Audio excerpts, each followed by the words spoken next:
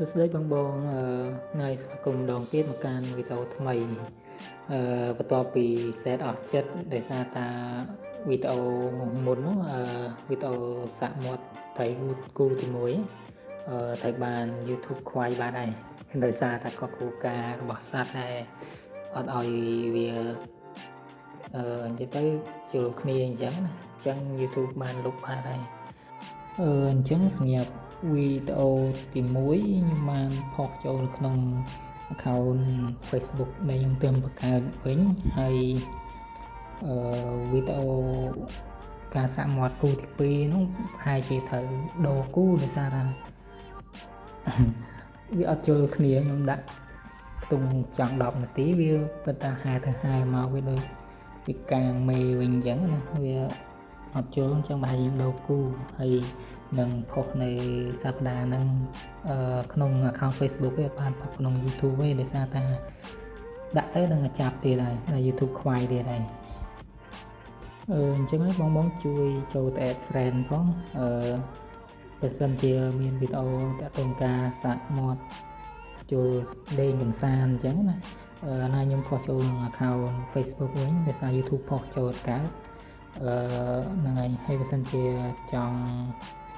តាក់ទងទិញកូនត្រីវិញក៏មានដែរព្រោះកូនត្រីខ្ញុំវាធំដែរតម្លៃធូរថ្លៃ$1 $2អញ្ចឹងនេះខាងឆ្វេងដៃនេះគឺកូនត្រីទឹកកាត់ដែលខ្ញុំទើបទៅដួសចេញពីក្នុងសបុកដែលថតមុនហ្នឹងនិយាយទៅវាមានធំតែមួយហ្នឹងផ្សេងទៀតតិចតួចជាងហ្នឹង